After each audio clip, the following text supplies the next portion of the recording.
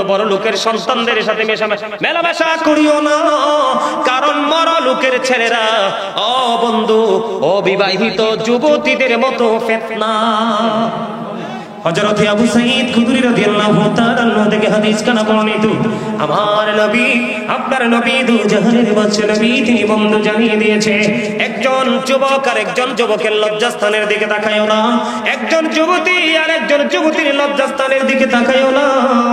আমার নবী বলে দিয়েছে বন্ধু, একজন যুবক প্রাপ্তবয়স্ক একজন যুবক আর একজন যুবকের সাথে তুমি একই কাঁথার নিচে ঘুমাইও না, একজন যুবতী আর একজন যুবতীর সাথে একই কাঁথার নিচে ঘুমাইও না। জোরে জোরে বলেন আল্লাহু আকবার, একবার বলুন না সুবহানাল্লাহ। হযরত আবু সাঈদ খুদরি রাদিয়াল্লাহু তাআলা আনহু থেকে হাদিস কানা বর্ণিত, আমার নবী আপনার নবী দু জাহানের বাদশা নবী তিনি বন্ধু জানিয়ে দিয়েছে, একজন যুবক আর একজন যুবকের লজ্জাস্থানের দিকে তাকায়ও না, একজন যুবতী আর একজন যুবতীর লজ্জাস্থানের দিকে তাকায়ও না।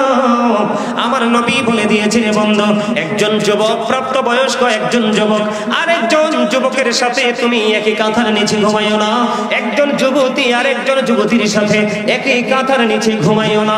জোরে জোরে বলেন আল্লাহু আকবার, একবার বলুন না সুবহানাল্লাহ। কেমন করে আমি আপনাদেরকে বোঝাবো, তোমরা পৃথিবীর বুকে বড় লোকের সন্তানদের সাথে ওঠা বসা করিও না। কার সাথে? আরো জোরে বলেন। ধনী লোকের বেটা ধনী লোকের বেটি, তাদের চরিত্র থাকে না, তাদের লজ্জা থাকে না, তাদের শরম থাকে না, তাদের ব্যবহার কখনো সুন্দর হয় না, তারা কখনো সমাজের তোয়াক্কা করে না। এই জন্য জানিয়ে দিয়েছেন, এই জন্য বলে দিয়েছেন বন্ধু বড় লোকের সন্তানদের সাথে মেলামেশা করিও না, কারণ বড় লোকের ছেলেরা ও বন্ধু অবিবাহিত যুবতীদের মতো ফিতনা। কথা কয় না? আমার কথা বুঝেন না আপনারা? আরে ভাই বানাইয়া বলি না তো। আর আমি আপনাদেরকে আরেকটা কথা বলি, হযরতে সুফিয়ান সাউরি রাদিয়াল্লাহু তাআলা আনহু তিনি বলেছেন, আমি একদিন গোসলখানায় গেলাম, গোসলখানায় যাওয়ার পরে ফুটফুটে সুন্দর একটা বালক আমার গোসলখানায় ঢুকে পড়লো। আমি ডেকে ডেকে বললাম, এই বালকটাকে আমার কাছ থেকে গোসলখানা থেকে বের করে নিয়ে যাও, কারণ একটা অবিবাহিত একটা মেয়ের সাথে থাকে একটা শয়তান, আর আপনার বালকদের সাথে থাকে 10টা শয়তান। কথা বুঝেন নাই? এই শুধু মেয়েদেরকে চোখে চোখে রাখলে হবে না, সমাজে যদি আপনি উত্তম চরিত্রবান সন্তান এবং ছেলে মেয়ে যদি আপনি সমাজে রেখে যেতে চান, তাহলে ছেলে মেয়ের সাথে আপনাকে 3টা জিনিসের দিকে নজর রাখতে হবে। একটা হলো তার পারিবারিক শিক্ষা, আরেকটা হলো তার সামাজিক শিক্ষা, আরেকটা হলো যে তার জীবনে বড় হলে বন্ধু বান্ধবদের সাথে যে উঠা বসা করে সেই শিক্ষা। আপনাকে 3টা জায়গার দিকে সমানভাবে খেয়াল রাখতে হবে, তাহলেই কিন্তু সন্তান চরিত্রবান হবে। হযরত আবু সাঈদ খুদরি রাদিয়াল্লাহু তাআলা আনহু থেকে হাদিস কানা বর্ণিত, আমার নবী আপনার নবী দু জাহানের বাদশা নবী তিনি বন্ধু জানিয়ে দিয়েছে, একজন যুবক আর একজন যুবকের লজ্জাস্থানের দিকে তাকায়ও না, একজন যুবতী আর একজন যুবতীর লজ্জাস্থানের দিকে তাকায়ও না।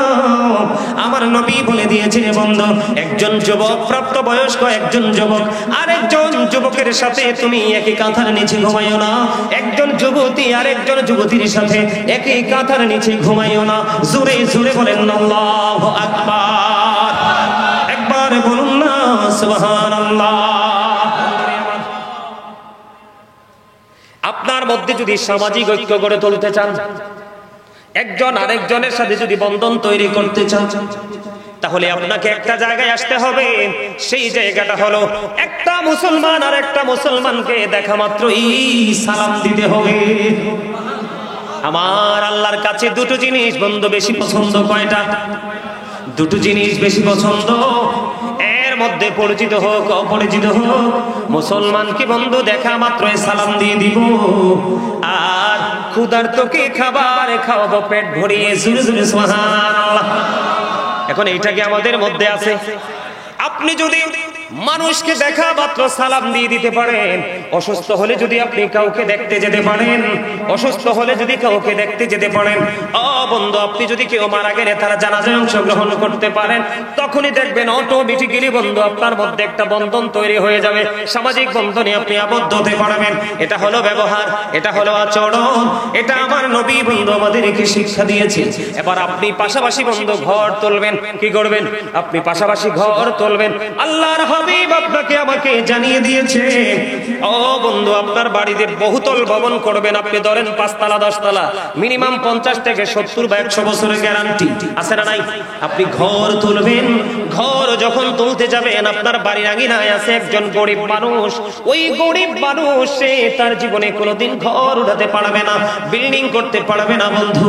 এখন আপনি যদি আপনার যে ডিজাইন করেছেন, প্ল্যানিং করেছেন, আপনি আপনার প্ল্যানিং মোতাবেক যদি ঘর তোলেন, ওই গরিব মানুষটার অনেক বড় বিপদ হয়ে যাবে। ও বন্ধু আপনার সুবিধাটা যেমনি চিরস্থায়ী ভাবে হয়ে যাবে, ওই ব্যক্তিটার অসুবিধাটাও কিন্তু চিরস্থায়ী হবে। কথা বলেন না কেন? ইসলাম আমাদেরকে এমন শিক্ষা দিয়েছে, আপনি বহুতল ভবনটা যখন করবেন, বড় ভবন আপনি যখন বানাবেন, আপনি বড় ভবনটা বানাইতে যখন যাবেন, বানাইতে যাওয়ার আগে আপনি আপনার পাশের যে ঘর, ওই ঘরের মালিকের সাথে পরামর্শ করেন, ভাই আমি এমন ভাবে ঘর উঠাবো, তোমার কোনো অসুবিধা হবে কিনা, আপত্তি হবে কিনা? ওই ব্যক্তি যদি আপনাকে তার মনের দুঃখ শেয়ার করে, বন্ধু তুমি এইভাবে ঘর উঠাইও না, উঠাইলে আমার অসুবিধা হবে, বন্ধু তাহলে আপনাকে প্ল্যান চেঞ্জ করতে হবে। এটা হলো নবীজির শিক্ষা, এটা হলো ইসলামের শিক্ষা। আমাদের মধ্যে এই শিক্ষাটা কি করতে হবে? প্রতিষ্ঠিত, বাস্তবায়ন করতে হবে। সূরা বলেন না সুবহানাল্লাহ। ব্যবহার যদি আপনি সুন্দরভাবে করতে পারেন, আপনার জীবন ধন্য হয়ে যাবে।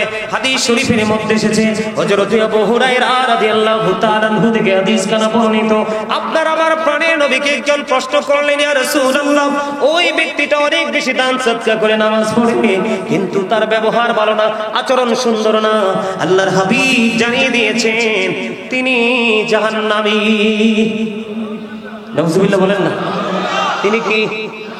আরেকজন মহিলার দিকে ইশারা করে বললেন, আরেকজন মহিলার দিকে ইশারা করে বললেন, ইয়া রাসূলুল্লাহ, ইয়া হাবিবাল্লাহ, ওই মহিলাটা তিনি অনেক বেশি ইবাদত করতে পারে না, অনেক বেশি দান সদকা করতে পারে না, কিন্তু ইয়া রাসূলুল্লাহ, ইয়া হাবিবাল্লাহ, নবী গো, তার ব্যবহার এত সুন্দর, তার ব্যবহার এত মিষ্টি, তার এই ব্যবহারে মানুষের কলিজা ঠান্ডা হয়ে যায়, মানুষ শান্ত হয়ে যায়, মানুষ শীতল হয়ে যায়।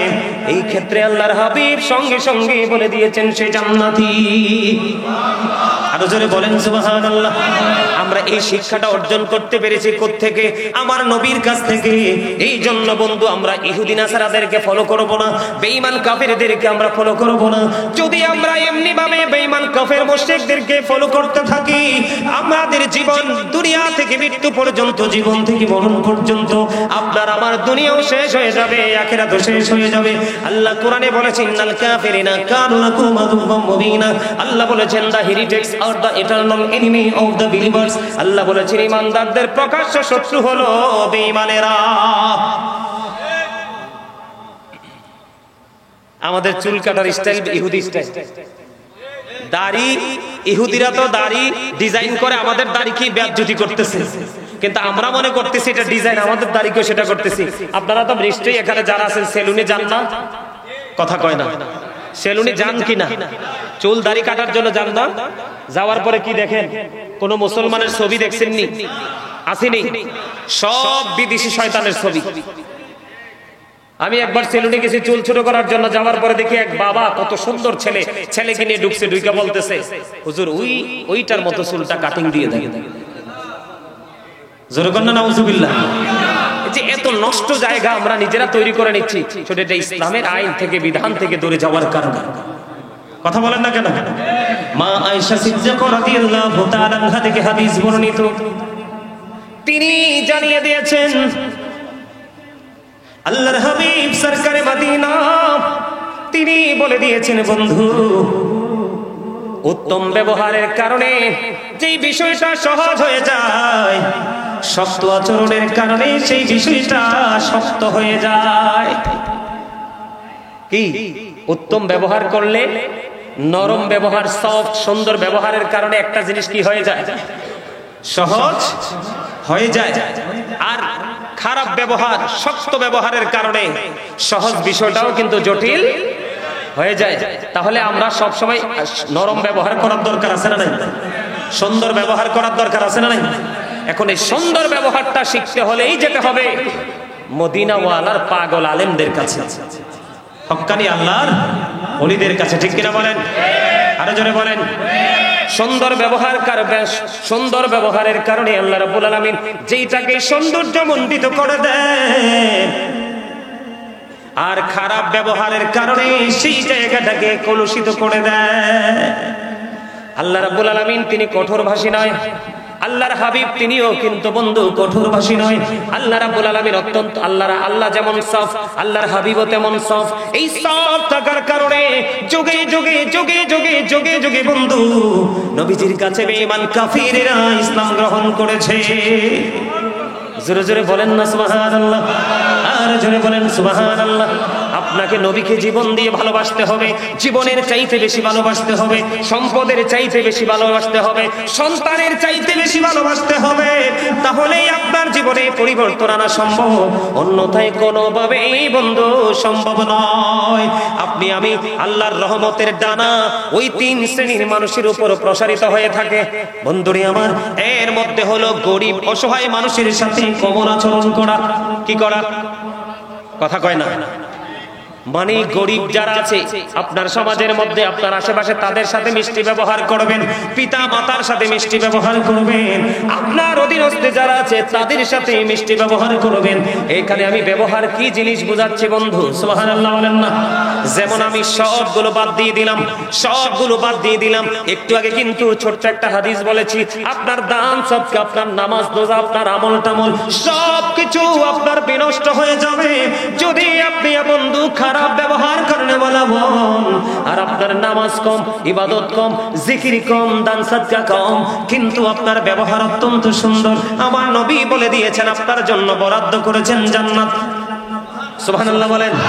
আপনি যদি মা বাবার সাথে সফট হতে পারেন, এখানে মা বাবার কথা আসছে না নাই বন্ধুরে আমার? মা বাবার সাথে যদি সুন্দর আচরণ করতে পারেন, মিষ্টি ব্যবহার করতে পারেন, মায়ার নজরে মায়ের দিকে যদি তাকাইতে পারেন, আপনার আমল নামায় চলে আসবে হজের সওয়াব। তাহলে সফটনেস আল্লাহর পছন্দ কিনা? আরো জোরে বলেন না, আরে আরো জোরে বলেন। আল্লাহ রাব্বুল আলামিন কঠোরতা পছন্দ করে না, আল্লাহর হাবিবও কঠোরতা পছন্দ করে না। কঠোরতা মানুষকে সব দিক দিয়ে সংকুচিত করে দেয়, আর নমনীয়তা মানুষের সব কিছুকে বন্ধ প্রশস্ত করে দেয়। জোরে জোরে বলুন সুবহানাল্লাহ। এই জন্য আমি আপনাদেরকে বিনীতভাবে বলবো বন্ধু, সুন্দর আচরণ করবেন। এখন বিবির সাথে ভালো আচরণ করবেন নি? কথা কয় না। এখন আমাদের সমাজে কিছু কিছু মানুষের কাছে বউ হচ্ছে সবচেয়ে বেশি অবহেলার জিনিস, আছে না নাই? আরো জোরে কথা বলেন। সবচেয়ে বেশি অবহেলা একটা জায়গা দিয়ে করে, বলবো স্বামীর ক্ষমতা থাকার পরেও কিন্তু বিবির মোহরানা দিয়ে মরে না। আমার আশেপাশে অনেক মানুষ মারা গেছে কিন্তু বিবির মোহরানাটা দেয় নাই। কি করে নাই? বিবির মোহরানা দেয় নাই। মনে রাখবেন, আপনি ইচ্ছে করে যদি বিবির মোহরানা না দিয়ে মরেন, তাহলে আপনার ঠিকানা কোথায় হবে? জাহান্নাম। জিনাকারীদের সাথে যুক্ত করা হবে। জোরে জোরে কোন নাউজুবিল্লাহ। আরে আরো জোরে বলেন না নাউজুবিল্লাহ। নবীজির পাগল আব্দুল্লাহ, স্বামী অনেক আছে ঘরে বউ রেখে বন্ধু অন্য মহিলাদের সাথে সময় নষ্ট করে আছে না নাই? আরো জোরে বলেন। এখানে চরিত্র এবং সুন্দর ব্যবহার দুটোই বন্ধু খুঁজে পাবেন। এরকম স্বামী আমাদের মধ্যে আছে না নাই? আরে আরো জোরে বলেন না, আছে না নাই? আমি আপনাদেরকে বলে দেই বন্ধু, সামর ইবনে জুনদুব রাদিয়াল্লাহু তাআলা আনহু থেকে হাদিস কানা বর্ণিত। হাদিসটা অনেক লম্বা। আমার নবী একদিন সাহাবায়ে কেরামদের সঙ্গে স্বপ্নের ব্যাখ্যা দিতে লাগলেন। আমার দিকে তাকান, আমি ওই হাদিসে আবার ফিরে যাব বিবির কাছে। আগে আমি আপনাদেরকে একটুখানি ছোট্ট একটা জায়গা আছে হাদিসটার মধ্যে। আমার নবীজি সাহাবায়ে কেরামদেরকে বললেন, আপনারা কেউ স্বপ্ন দেখছেননি? সাহাবায়েরা বললেন না। আমার নবীজি বললেন, আমি একটা স্বপ্ন দেখেছি, স্বপ্নটা অনেক লম্বা বন্ধু। যে আমার কাছে দুইজন ফেরেশতা আসলো, এসে বলল চলেন আপনাকে নিয়ে ভ্রমণ করব। ভ্রমণ করতে গেলাম। ভ্রমণ করতে গিয়ে অনেকগুলো দৃশ্য নবীজি দেখেছেন। এর মধ্যে একটা দৃশ্য হলো আগুনের একটা চুলারে, ওই আগুনের চুলার মধ্যে আমার নবীজি দেখতে পাইলেন বন্ধু উলঙ্গ নারী এবং পুরুষ জ্বলতেছে। আর জোরে কন্যা নাউজুবিল্লাহ। নবীজি অনেকগুলো দৃশ্য বন্ধু দেখলেন। দেখতে দেখতে দেখতে দেখতে দেখতে দেখতে বন্ধু সব যখন পরিদর্শন করা শেষ হয়ে যাবে, শেষ হয়ে গেল, ফিরে আসবে, এখন ফেরেশতাদেরকে সবগুলোর উত্তর জানতে চাইলেন। এর মধ্যে একটা হলো বন্ধু ওই যে আগুনের চুলা, আগুনের চুলার মধ্যে আমি দেখতে পেয়েছি দুইজন নারী পুরুষ, উলঙ্গ নারী পুরুষদেরকে দেখা যায়। এরা কারা রে? আমার নবীকে ফেরেশতারা জানিয়ে দিয়েছেন, এরা হলো পৃথিবীর ব্যভিচার করনেওয়ালা। জোরে জোরে বলেন নাউজুবিল্লাহ। এটাও কিন্তু চরিত্রের একটা অবক্ষয়, ঠিক কিনা বলেন? আছে কিনা? আমাদের সমাজের মধ্যে আছে না নাই? ঠিক এর মধ্যে বিবাহিত কিছু আছে, বিবাহের আগে যাই করছেন, চরিত্র হরণ করছেন, নষ্ট করছেন, খারাপ করছেন, এটার একটা মাফের রাস্তা আছে। কিন্তু বিবাহের পরে মাফের কোনো সুযোগ, আল্লাহর হাবিব বলছে এদেরকে হত্যা করে ফেলো। কি করে ফেলো? মানুষকে হত্যা করার কোনো বিধান নাই। আমার আগে যিনি আমার ভাই আলোচনা করেছেন, তিনি কিন্তু এই বিষয়টা নিয়ে আলোচনা করেছেন। একটা গর্ভধারিণী মহিলার যেই নবীজির কাছে আসা তাকওয়ার তিনি বিষয়টা বুঝাইতে গিয়ে বলেছিলেন, সম্মানিত উপস্থিতি, হত্যা করার কিন্তু বিধান নাই, কিন্তু নবীজি বলেছেন আপনার কয়েকটা কারণে ইসলাম ত্যাগ করলে খুনের বদলে খুন। এর মধ্যে একটা হলো আপনার ওই যে জিনা করলে। কি করলে? জিনা করলে। কি করলে? আরো জোরে বলেন। জিনা করলে আমাদের সমাজের মধ্যে আছে না নাই? আমাদের মধ্যে সবচেয়ে বড় লজ্জার বিষয় হলো বিবাহ করার পরেও স্বামীরা কি করে? জিনা ব্যভিচার করে। আবার স্বামী করে থাকার পরেও কোন কোন নারীরা কি করে? অসৎ কাজে লিপ্ত হয়। এটাও কিন্তু আমাদের চরিত্রের অবক্ষয়, ঠিক কিনা বলেন? আরো জোরে বলেন। বন্ধুরি আমার, আমরা সব কিছুকে বন্ধু ঠুনকো মনে করে উড়িয়ে দেই, আমরা এগুলোকে গুরুত্ব দেই না। আব্দুল্লাহ বিয়ে করলো 3 দিন মতান্তরে 4 দিন হয়ে গেল। আব্দুল্লাহর বিবিকে আব্দুল্লাহর বাবা এসে প্রশ্ন করলো, বৌমা আমার স্বামী তোমার সাথে কেমন, আমার ছেলে তোমার স্বামী তোমার সাথে কেমন ব্যবহার করছে? এবার বন্ধু উত্তর প্রশ্ন করতে দেরি রে, বউ শ্বশুরকে উত্তর দিয়ে দিয়েছে। আজকে 3 দিন হলো, মতান্তরে 4 দিন হলো, আমি এখনো পর্যন্ত আমি আমার স্বামীর চেহারাটা দেখিনি। আল্লাহু আকবার বলেন না? কি করিনি? স্বামীর চেহারাটা দেখিনি। তখন ওই আব্দুল্লাহর বাবা আমার নবীজির কাছে নালিশ দিলেন। নবীজি সঙ্গে সঙ্গে ওই আব্দুল্লাহকে বন্ধু ডেকে পাঠালেন, বললেন তুমি শুধু নামাজ রোজা করলে, ইবাদত করলে চলবে না। আব্দুল্লাহ কোনো খারাপ কাজ করেন, আল্লাহর গোলামি তিনি নিয়োজিত আছে। এখন আমার নবীজি তাকে বলে দিলেন, না না, অন্য কাজের পাশাপাশি তোমাকে তোমার বিবির সাথে উত্তম ব্যবহার করতে হবে, তার বাড়ি বিবির হকও তাকে দিতে হবে। সুবহানাল্লাহ বলেন না? তাহলে নবীজিকে ফলো করলে আপনার জীবনে কোনো ঘাটতি থাকবে না।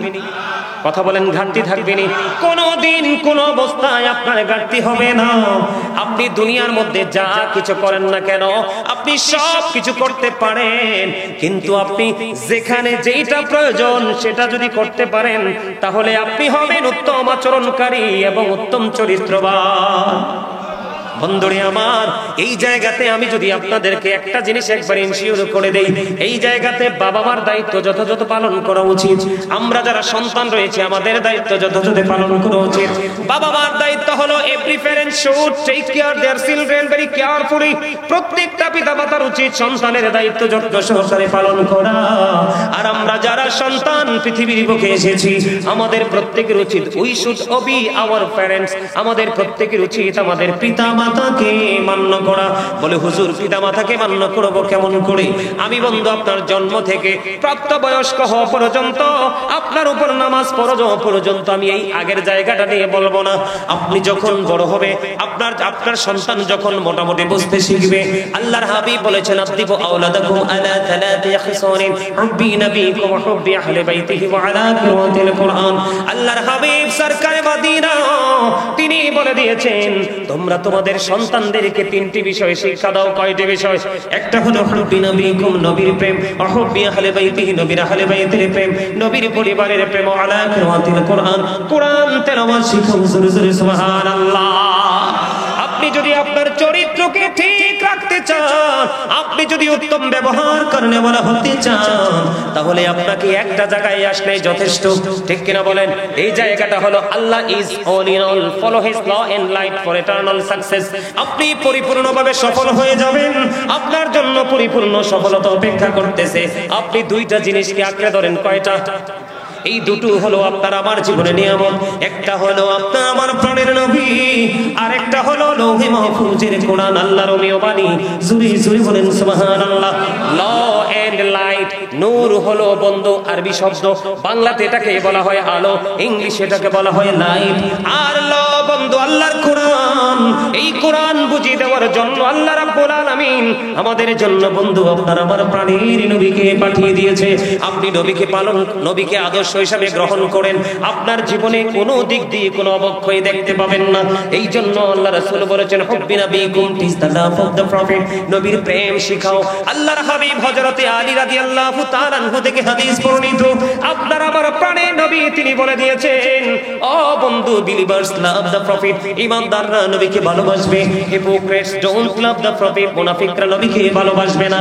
যার সিনায় নবীর প্রেম আছে, যার সিনায় নবীর মহব্বত আছে, যার সিনায় নবীর ভালোবাসা আছে, তার পক্ষে বন্ধু প্রত্যেকটা জায়গায় অ্যাক্টিভ থাকা সম্ভব।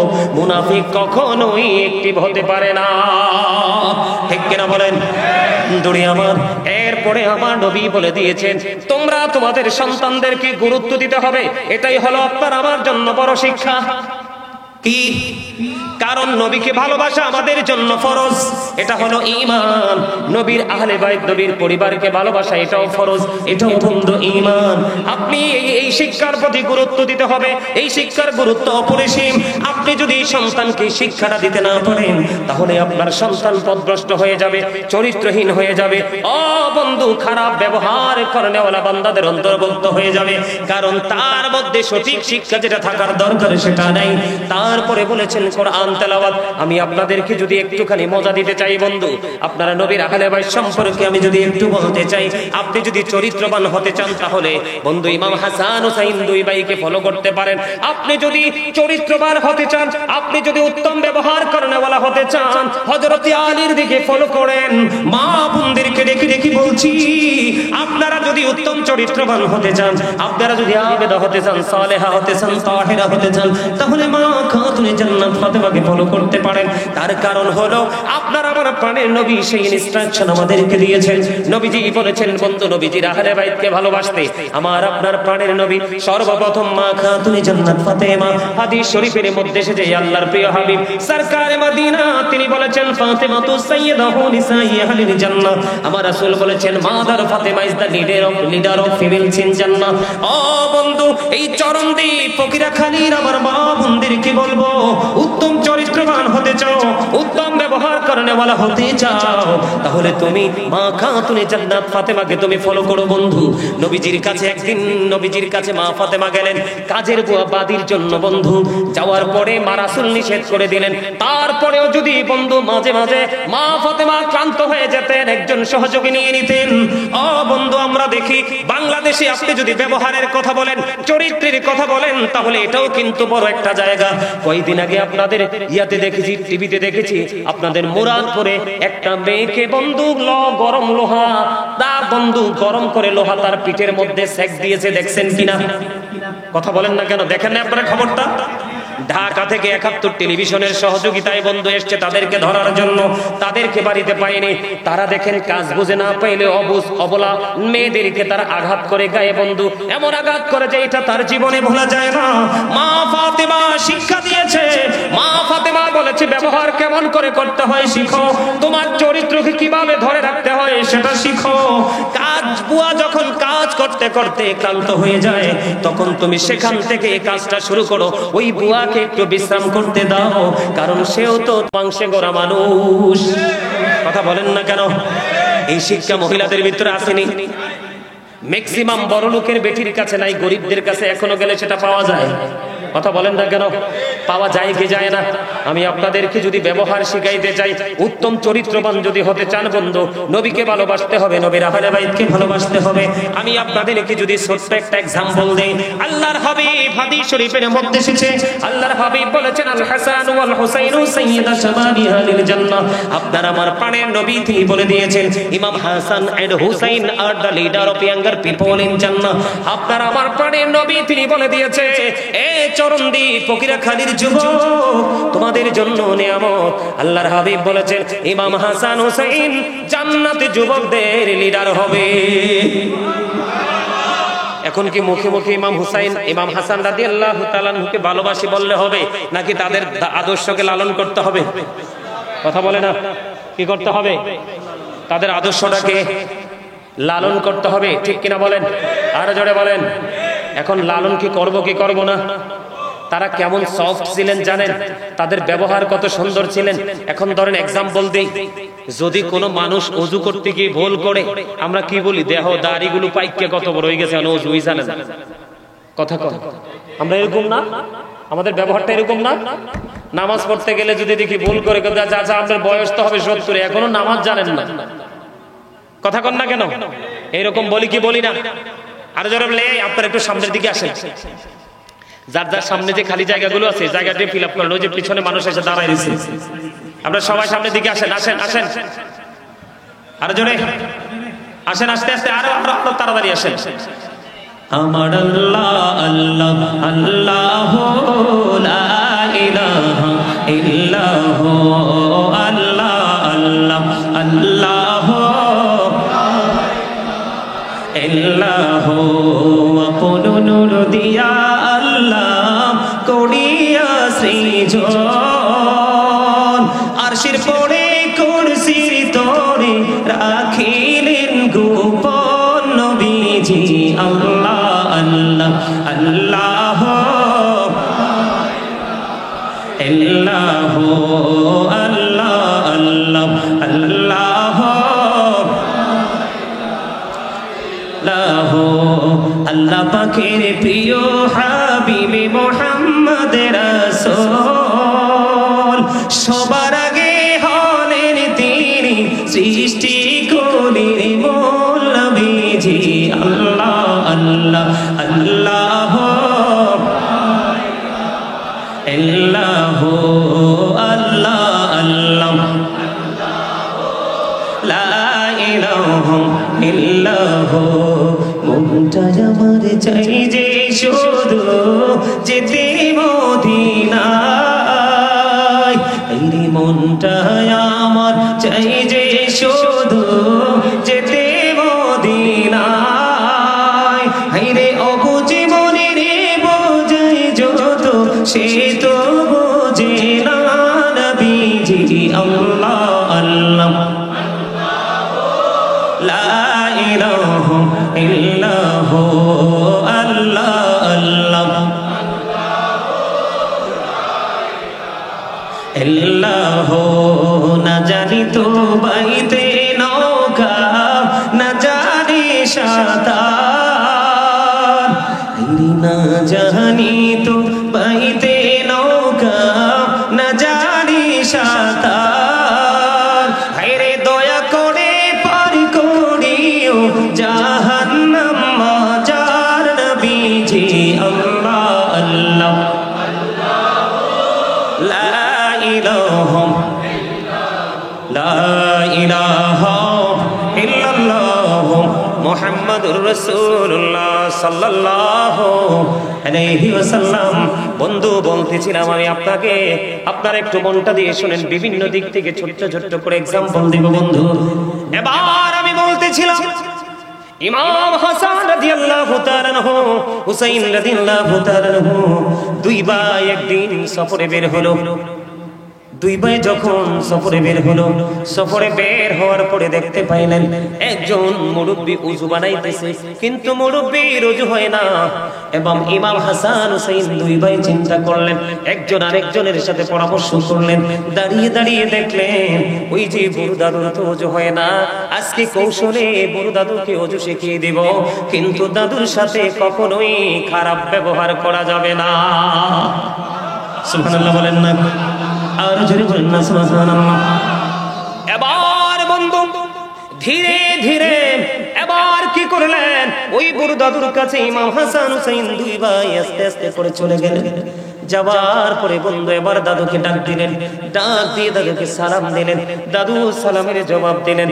জবাব দেওয়ার পরে ভালো মন্দ জিজ্ঞেস করা হলো, দাদু আপনি কেমন আছেন? দাদু বললেন ভালো আছি। আপনারা কেমন আছেন? আমরাও ভালো আছি।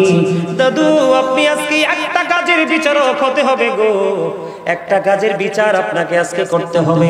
দাদু গো কি এমন কাজ এটার বিচারক আমাকে বানিয়েছেন? বিচার হলো আজকে আমরা দুই ভাই অজু বানাবো। দাদু আপনি বলে দিবেন কার অজুটা বেশি সুন্দর। আর জোরে জোরে সুবহানাল্লাহ। এবার কি করলেন, ইমাম হাসান হুসাইন দুই ভাই বন্ধু সুন্দর করে অজু বানাই রে। অজু যখন বানানো শেষ হয়ে গেল, অজু বানানো শেষ হইতে দেরি, এবার ওই বড় দাদুকে প্রশ্ন করলো, দাদু দাদু গো বলে দাও না কার অজুটা বেশি সুন্দর হয়েছে? এবার ওই বড় দাদু ডাকে বললেন, দাদু গো আপনারা দুইজনের অজুই এত সুন্দর হয়েছে, আমার জীবনে আমি আর কোনোদিন কাউকে তো সুন্দর করে অজু বানাইতে দেখিনি, আমার কাছে অত্যন্ত পছন্দ হয়েছে গো দাদু, আপনারা দুই ভাইয়ের অজুটাই সুন্দর হয়েছে। আপনারা কে গো এত সুন্দর নুরানি চেহারা, এত সুন্দর চেহারার বালক আমি আর দেখিনি, এত সুন্দর যুবক ও দাদু আপনারা কারা? কেন আপনারা এত সুন্দর করে অজু করে দেখিয়েছেন? এবার ইমাম হাসান হুসাইন দুই ভাই ডেকে ডেকে বলে, আমরা পৃথিবীর কোন সাধারণ মানুষ নই, আমরা হলাম আল্লাহর প্রিয় হাবিব হাবিবুল্লাহ নবী মুহাম্মদ রাসূলুল্লাহ সাল্লাল্লাহু আলাইহি ওয়াসাল্লাম আদরের কলিজার টুকরা মা ফাতেমা, ফাতেমার দুই সুযোগ্য সন্তান ইমাম হাসান হুসাইন দুই ভাই।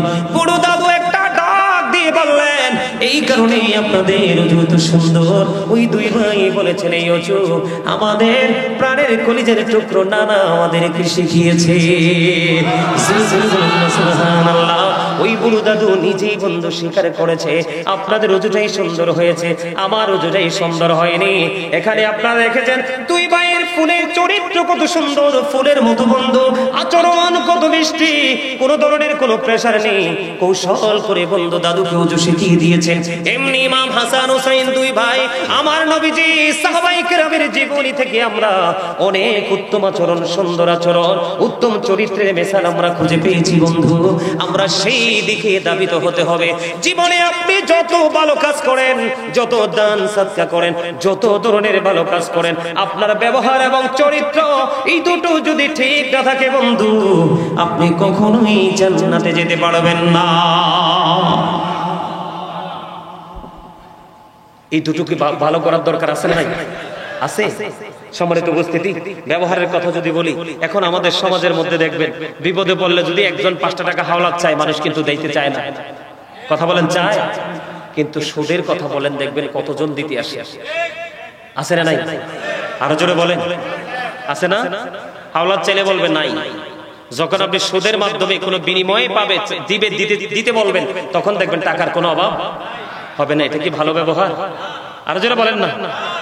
এই ব্যবসাটার সাথে যারা যুক্ত, প্রত্যক্ষ পরোক্ষ যেইভাবে যুক্ত, সবার অপরাধ সমান। সবার অপরাধ কি সমান? নবীজি মেরাজে গেলেন, মেরাজে যাওয়ার পরে জাহান্নামের মধ্যে দেখতে পাইলেন এক একটা মানুষের পেট এক একটা ঘরের মতো বড় বড়। জিব্রাইলকে প্রশ্ন করেন, ভাই জিব্রাইল এরা কারা? জিবরাইল উত্তর দিয়ে দিয়েছেন, এরা সুদখোর। আর যদি কন না, এরা কি রে? সুদের টাকা দিয়ে মসজিদ বানাইলে লাভ হইব? যারা সুদ খায় তারা কি চরিত্র ঠিক আছে নাকি চরিত্র নষ্ট হয়ে গেছে? যারা মানুষকে কষ্ট দিয়ে সুদের টাকা উপার্জন করে তাদের ব্যবহার কি ভালো না খারাপ? তাহলে আপনারা একটু বিবেচনা করে দেখবেন, একটু বিবেচনা করে দেখবেন, চরিত্র এবং ব্যবহার এই দুটো কিন্তু কাছাকাছি। দুটো কি? যার চরিত্র খারাপ তারই ব্যবহার খারাপ, আর যার ব্যবহার খারাপ মনে করবেন এটারই চরিত্র খারাপ। কথা কন না কেন? এই দুটোকে সুন্দর করতে হলে আপনাকে রাসূল প্রেমিক হতে হবে। কি হতে হবে? রাসূল প্রেমিক হতে হবে। রাসূলের সাথে প্রেম করবেন, আপনি কি হয়ে যাবেন? ধন্য হয়ে যাবেন। অন্যথায় আপনি নগণ্য হয়ে যেতে হবে। ঠিক না ঠিক? এখন রাসূলকে তো পাবেন না, রাসূল তো আমাদের কাছ থেকে চলে গেছে। নবীর প্রেমিক যারা, আশিক যারা, গভীর প্রেমিক যারা, তাদেরকে নবীজি স্বপ্নযোগে দিদার দিবে। এমনিতে তো সরাসরি নবীকে দেখার কোনো সুযোগ, পাওয়ার কোনো সুযোগ নেই, কিন্তু নবীর আদর্শটাকে আমরা পেয়েছি, এটাকে আমরা সারা জীবন ধরে রাখতে পারবো। কার মাধ্যমে? হক্কানি আলেমদের মাধ্যমে। আপনাদের চট্টগ্রামের মানুষের কিন্তু চরিত্র খারাপ হওয়ার কথা না, কারণ সারা বাংলাদেশের মানুষ জানে সুন্নিয়তের শহর হলো চট্টগ্রাম। ঠিক কিনা বলেন? আরো জোরে, সুন্নিয়তের শহর কি? যার মধ্যে সুন্নিয়ত আছে তার চরিত্র এবং ব্যবহার কোনোটাই খারাপ হতে পারে? আর জোরে বলেন, পারে? পারে না। সম্মানিত উপস্থিতি, আপনাদের আমাদের সমাজে গান বাজনা হয়নি। আর জোরে বলেন, হয়নি? আপনি যদি নামাজ পড়েন, আপনি যদি হজ করেন, আপনি যদি রোজাও রাখেন, তারপরেও আপনার ঠিকানা হবে জাহান্নাম। শুধু গান বাদ্যযন্ত্র প্রেমিক হলে, মাঠে পানি দিলে যেমনি ফসল জন্ম হয়, ঠিক তেমনি ভাবে এই অশ্লীল শব্দ দ্বারা গান রচনা করে, মিউজিক অ্যাড করে, যেটা আপনার সামনে তুলে ধরা হয়, এটার মাধ্যমে মানুষের মনের ঘরে নোংরামি সৃষ্টি হয়। আরো জোরে বলেন নাউজুবিল্লাহ। এই একটা সময় আসবে কিয়ামতের আগে মানুষকে মাটিতে গ্রথিতকরণ করা হবে, চেহারা বিকৃত হয়ে যাবে। তারা তাওহীদও মানবে, তারা রিসালাতও মানবে, তারা রোজাও রাখবে, তারা হজও করবে, তারা নামাজও পড়বে, ইয়া রাসূলুল্লাহ, তারপরেও কি সাজাটা বহাল থাকবে? নবীজি বললেন, হ্যাঁ, তারপরেও সাজাটা বহাল থাকবে। তার কারণ কি? গান বাদ্যযন্ত্র প্রেমিক হবে এবং মদের আসর বসাবে। সমাজের মধ্যে আছে না নাই? যে গান বাজনার আয়োজন করে, গান বাজনার নামে মদ খায়, বিভিন্ন নেশা করে, এরা কি কখনো উত্তম চরিত্রবান হতে পারে? এই ব্যবহারটা কি ভালো? এই ব্যবহারটা খারাপ না? এমনি করে করে আপনি প্রত্যেকটা জায়গা, প্রত্যেকটা সেক্টর, প্রত্যেকটা প্লেসকে দেখবেন। আপনি যদি একটু সূক্ষ্মভাবে হিসাব করেন, আমি যদি আপনার উত্তম চরিত্র এবং ব্যবহার নিয়ে আরেকটু কথা বলি, আমাদের বাংলাদেশে কিন্তু সামাজিক অবক্ষয়, মানসিকতারও অবক্ষয় এমন ভাবে হয়েছে যেটা কল্পনা করা যায় না। আপনারা জানেন কিনা জানি না, এই আপনাদের এই চট্টগ্রামে, এই চরণদ্বীপ ফকিরাখালীতে মানুষকে একজনকে দাওয়াত দিলে তিনজন যায়নি। আরে ওমা, যায় না বলে, একজনকে দাওয়াত দিলে তিনজন যায় না? কথা বলেন, যায় কি যায় না? এটা যে ইসলাম সাপোর্ট করে নেই, ব্যবহারটা যে ভালো না, এটা জানেননি? জানেন? যে জানেন আলহামদুলিল্লাহ, যে জানেন না তাকে একটু বলে দেই। সম্মানিত উপস্থিতি, একজন দাওয়াত দিলে তিনজন যাওয়া যাবে না, আবার দাওয়াত রেখে দাওয়াত মিস করা যাবে না। কি? একজনকে দাওয়াত দিলে দুইজন বা তিনজন যাওয়া যাবে না, আবার দাওয়াত রেখে দাওয়াত মিস করা। বড় আয়োজন করা হয়, আপনি একজন গেলেন না, এমনি করে করে 10 জন গেল না, 20 জন গেল না, তাদের খাবার কিন্তু রয়ে যাবে, অথবা এই খাবারটা নষ্ট হতে পারে। এখন হয়তো বা হবে না, কিন্তু হতেও তো পারে। পারে কি পারে না? এটার জন্য দায়ী হবেন যিনি দাওয়াত রেখে যাননি তিনি। আবার একজনকে দাওয়াত দিলে একজনের সাথে তিনজন যায় কি যায় না? একজনের সাথে দাওয়াত দিলে দুইজন যায় কি যায় না? দাওয়াতি এখনো 20 জন বাকি রয়েছে, 50 জন খেয়ে ফেলেছে। 50 জনের মধ্যে 20 জনই আপনার অতিরিক্ত একজন করে করে নিয়ে গেছে। কেউ ভাগিনা নিয়ে গেছে, কেউ নাতি নিয়ে গেছে, কেউ ভাতিজা নিয়ে গেছে, কেউ ছোট ছেলে নিয়ে গেছে। এমনি করে করে মূল দাওয়াতি 20 জন বাকি রয়েছে। এই 50 জনের মধ্যে 20 জন অথবা 25 জন অতিরিক্ত একজন করে নিয়ে গেছে। এখন খাবার আছে না নাই? খাবার নাই। সেই এই যে 20 জনকে সে আর খাবার দিতে পারবে না। এই লজ্জার জন্য দায়ী হবে যারা অতিরিক্ত ওনাকে ইনফর্ম না করে, ওনাকে না জানিয়ে যারা গিয়েছে তারা। কথা কি বুঝতে পারছেন? আরো জোরে বলেন, পারছেন? বিয়ে কি পবিত্র কাজ না? আরো জোরে বলেন। এখনকার চরিত্রহীন সন্তান বেশি নাকি চরিত্রবান? কথা কন না কেন? ভয় পান নাকি? এখনকার যুগের আমি সব সময় প্রায় ওয়াজে বলে থাকি, মুরব্বীদের অন্তর আল্লাহ আল্লাহ রাসূলের প্রেম ভালোবাসায় ভরা, আর এই প্রজন্মের ম্যাক্সিমাম যুবক যুবতীদের অন্তর হিংসা, নোংরামি আর আত্মগরিমায় ভরা। ঠিক কিনা বলেন? একমাত্র কারণ হলো দিনের শিক্ষা না থাকার কারণে। গতকালকে আমি সেই বিষয় নিয়ে লম্বা আলোচনা করেছিলাম। গতকালকের প্রোগ্রামে এই জিনা ব্যভিচার নিয়ে, জোরে বলেন না নাউজুবিল্লাহ, এ নিয়ে এটা লূত আলাইহিস সালামের জামানায় ছিল বলৎকার।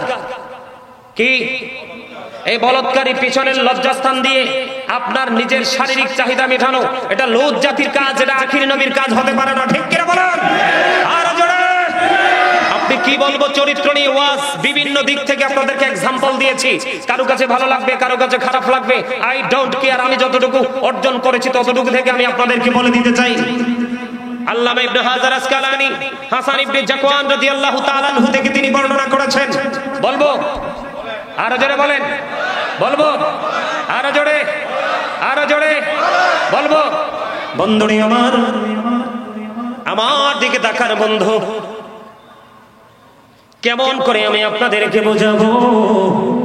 তোমরা পৃথিবীর বুকে বড় লোকের সন্তানদের সাথে ওঠা বসা করিও না।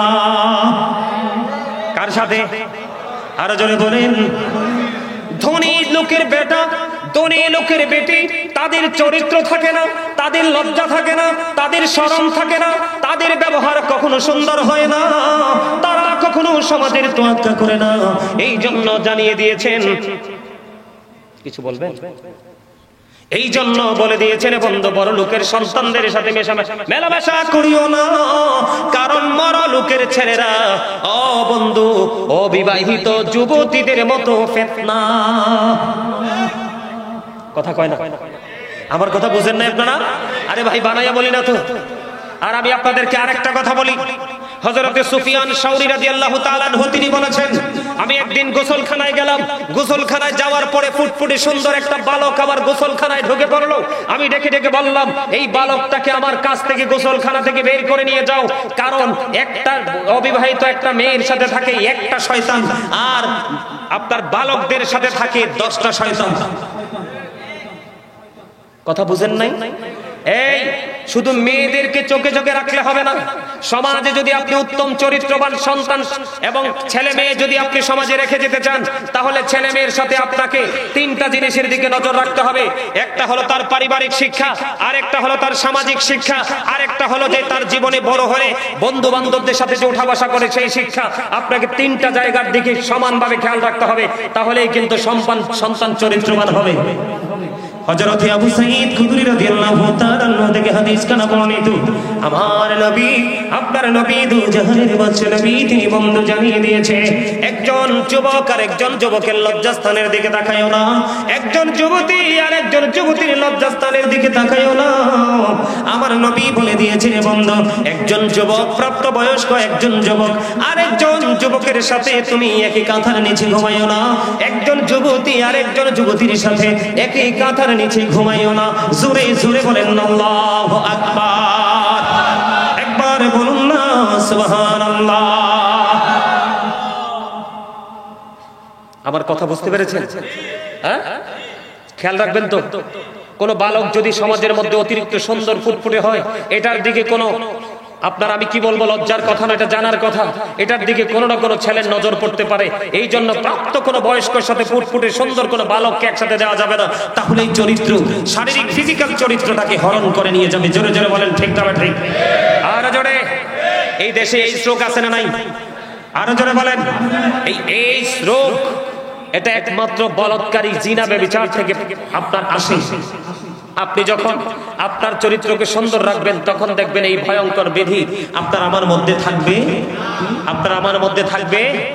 সম্মানিত উপস্থিতি, আমি যদি আজকে আপনাদের কোন পাপের কোন সাজা সেই বিষয়টা নিয়ে যদি একটু আলোচনা করতে পারতাম, তাহলে আমি আপনাদেরকে বলতে পারতাম জিনার যে কত নোংরা শাস্তি হবে, ব্যভিচারের যে কত নোংরা শাস্তি হবে, বলৎকারীর যে কত ভয়ঙ্কর সাজা হবে।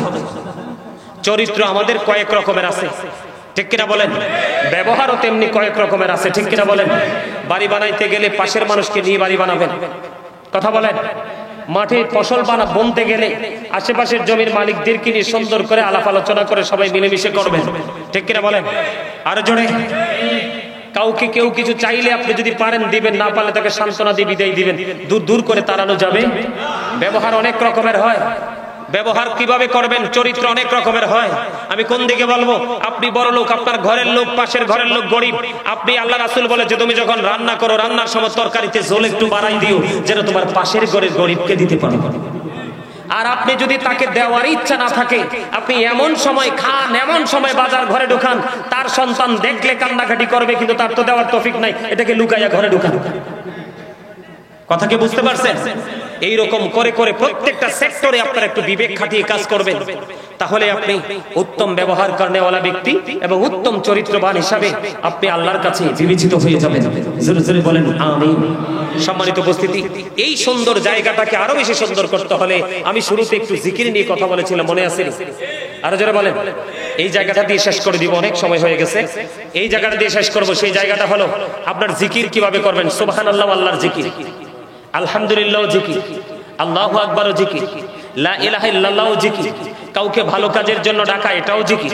কাউকে মন্দ কাজের জন্য ডাকা, এটাও জিকির। কথা কি বুঝতে পারছেন? নামাজ পড়তেছেন, এটাও জিকির। হজে গেছেন, সেটাও জিকির। হজ হলো জিকিরের জুলুস, কারণ যেটা বিভিন্ন জায়গা পরিদর্শন করে সম্পন্ন করতে হয়। নামাজে দাঁড়িয়েছেন, এটাও জিকির, এটা হলো জিকিরের জলসা, কারণ এটা একই জায়গায় দাঁড়িয়ে এবং বসে সম্পন্ন করা হয়। সুবহানাল্লাহ বলেন। আরো জোরে বলেন। তার আমার জীবনে পাপ আছে না নাই?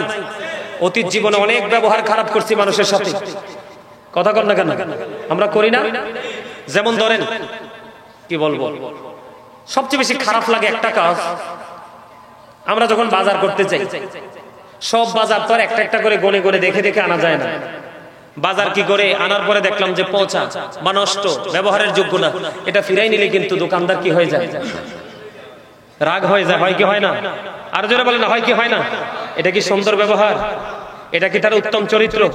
কথা বলেন, এটা কি তার উত্তম চরিত্র? তো এইরকম ধরনের পাপের কোনো শেষ আমাদের, সকাল থেকে সন্ধ্যা পর্যন্ত, ঘরে থেকে বের হয়ে বিছানা পর্যন্ত আমাদের পাপের কোনো শেষ নাই। সম্মানিত উপস্থিতি, এই সবগুলো পাপকে বিশ্বাস করার একটা সিস্টেম আজকে শিখে যাব। সবগুলো পাপকে ধুয়ে মুছে পরিষ্কার করার শিক্ষা আমরা আজকে নিয়ে যাব। সেটা হলো সর্বশ্রেষ্ঠ জিকির, নামাজ। কি আরো যারা বলেন না? এখন কি কাল? কথা বলেন, এখন কি কাল? শীতকাল। আল্লাহর হাবিব শীতের দিনে বের হলেন। বের হওয়ার পরে তিনি দেখলেন গাছের পাতাগুলো ঝরে ঝরে পড়ে যাচ্ছে। পড়ে না শীতের দিনে? সুপারি গাছ, তাল গাছ, নারিকেল গাছ, এরকম কিছু গাছ ছাড়া ম্যাক্সিমাম গাছের পাতাই শীতে শুষ্ক হয়ে ঝরে যায়। ঠিক না? ঠিক। বন্ধুনি আমার, আপনার আমার প্রাণের নবী সরকারে মদিনা ইমামুল মুরসালিন শীতের দিনে বের হলো। শীতের দিনে বের হয়ে তিনি গাছের ডালা ধরলেন। গাছের পাতাগুলো জোরে জোরে পড়ছে। নবীজি গাছের ডালা ধরলো। গাছের ডালা ধরে আবু যর রাদিয়াল্লাহু তাআলা আনহুকে ডাক দিলেন। আবু যর উত্তর দিলেন, লাব্বাইকা ইয়া লাব্বাইকা ইয়া রাসূলুল্লাহ। আমার নবীজি ডাক দিয়ে বললেন, রে আবু যর, ওই গাছের দিকে তাকিয়ে দেখো, শীতের কারণে গাছের পাতাগুলো কেমনে শুষ্ক হয়ে জোরে জোরে পড়ছে। আল্লাহর বান্দা যখন একাগ্র চিত্তে আল্লাহ রাব্বুল আলামিনের দিদারের আশায়, আল্লাহ রাব্বুল আলামিনকে ভালোবেসে মায়া করে মহব্বত করে যখন আল্লাহর কুদরতি কদমে নামাজের মাধ্যমে সিজদা দিয়ে দিবে, ওই শীতের দিনের গাছের পাতার মতো তার জীবনের সবগুলো গুনাহ ঝরে যাবে। জোরে জোরে কন্যা সুবহানাল্লাহ। আপনার গুনাহগুলো থেকে মাফ পাওয়ার জন্য বড় কাজ হলো নামাজ। এটা হলো সর্বশ্রেষ্ঠ জিকির বন্ধু। যারা জিকির করে তারা জিন্দা, যারা জিকির করে না তারা মুর্দা। যদিও শারীরিকভাবে মানুষ তাকে জিন্দা বলে, কিন্তু আত্মিকভাবে সে মরে গেছে। আর যদি বলে হুজুর আজকের পর থেকে আমি আমার চরিত্রকে কাজে লাগাবো, উত্তম চরিত্রবান হিসাবে আমি নিজেকে প্রিপেয়ার করব, আমি উত্তম ব্যবহার করনেওয়ালা ব্যক্তি হিসাবে আমি নিজেকে প্রস্তুত করব, এটার জন্য সবচেয়ে বড় অস্ত্র হলো সূরা আনকাবুতের মধ্যে আল্লাহ রাব্বুল আলামিন বলে দিয়েছেন, ইন্নাস সালাতা তানহা আনিল ফাহশাই ওয়াল মুনকার। বন্ধু, নামাজ মানুষকে খারাপ কাজ থেকে, অশ্লীল কাজ থেকে, সকল নোংরা কাজ থেকে বাঁচিয়ে রাখে। আর জোরে কন্যা সুবহানাল্লাহ। তাহলে আমাদেরকে এই উত্তম চরিত্রবান হতে হলে আমাদের দ্বীনের শিক্ষার কোনো কি নাই, বিকল্প নেই। আমরা দ্বীনের শিক্ষা অর্জন করব, এই শিক্ষা অর্জন করব আলেম ওলামাদের কাছ থেকে গিয়ে, আর সেই শিক্ষা অর্জন করে আমরা বাস্তব জীবনে বাস্তবায়ন করব, তাহলেই আমাদের জীবনে সফলতা সম্ভব। ঠিক কিনা বলেন? সম্মানিত উপস্থিতি, আর আলোচনা করছি না, অনেক লম্বা আলোচনা হয়ে গেছে। আমার আলোচনা দিয়ে আমি কতটুকু আপনাদেরকে বুঝাইতে পারছি আসলে জানি না আপনারা কতটুকু বুঝতে পেরেছেন, তবে এটুকু চেষ্টা করেছি। ব্যবহার কাকে বলে, আপনার চরিত্র কাকে বলে, আপনি আবার শারীরিক বলেন, মানসিক বলেন, সব ধরনের চরিত্র কয়েকটা এক্সাম্পল দিয়েছি। আশা করি যারা বোঝার বুঝে গেছেন, আর যারা বুঝবেন না তাদেরকে সারা রাত ব্যাপী বুঝাইলো সম্ভব না। ঠিক কিনা বলেন? সম্মানিত উপস্থিতি, এই দুটো জিনিসের দিকে খেয়াল রাখবেন। এই যে মুখ এবং লজ্জাস্থান, মুখ এবং লজ্জাস্থান, এই দুটোর দিকে কড়া নজর রাখবেন। কি রাখবেন? এই দুটোর দিকে কড়া নজর রাখবেন। এই দুটোকে যদি আপনি কি করতে পারেন, দায়িত্ব নিয়ে হেফাজতে রাখতে পারেন, তাহলে আল্লাহর হাবিব বলেছেন আপনার জান্নাতের দায়িত্ব নবীজির কাছে। আরেকটা মজার কাজ হলো, আপনারা চলার পথে চক্ষুটাকে নিচু করে রাখবেন। চোখ উপরের দিকে তাকিয়ে শুধু বারবার চতুর্দিকে তাকাবেন না। বাইসেস মনে করলেন একটা মেয়ে রাস্তা দিয়ে হেঁটে যায়, পর্দা টর্দা নাই, আপনি দেখে ফেলেছেন। প্রথমবার দেখেছেন, আপনি বেঁচে গেছেন, কিন্তু সেকেন্ড টাইম যদি আবার তাকান তাহলে কিন্তু আপনি পাপী হয়ে যাবেন। কি হয়ে যাবেন? চরিত্র কিন্তু চোখেরও আছে, চরিত্র কিন্তু মুখেরও আছে, চরিত্র কিন্তু কানেরও আছে, চরিত্র কিন্তু হাতেরও আছে, চরিত্র কিন্তু পায়েরও আছে, সবকিছুর আছে। আছে কি নাই? তা আপনি বুঝে নেবেন কোনটাকে কোন চরিত্রে আপনি দেখতে চান। এটা আপনার উপর ডিফাইন করবে, এটা আপনার মানসিকতার উপর নির্ভর করবে। কথা কি বুঝতে পারছেন? সম্মানিত উপস্থিতি, আমার এই অসমাপ্ত আলোচনা এখানেই সমাপ্ত করতে চাই। আমার আলোচনায় আপনারা যদি কষ্ট পেয়ে থাকেন, আল্লাহর ওয়াস্তে ক্ষমা করে দিবেন। যদি ভালো লেগে থাকে, আপনারা আমার আলোচনার উপর ভিত্তি করে এবং আজকের মাহফিলের শুরু থেকে এই পর্যন্ত যত আলোচনা হয়েছে প্রত্যেকটা ওয়াজকে মনে রেখে রেখে, জি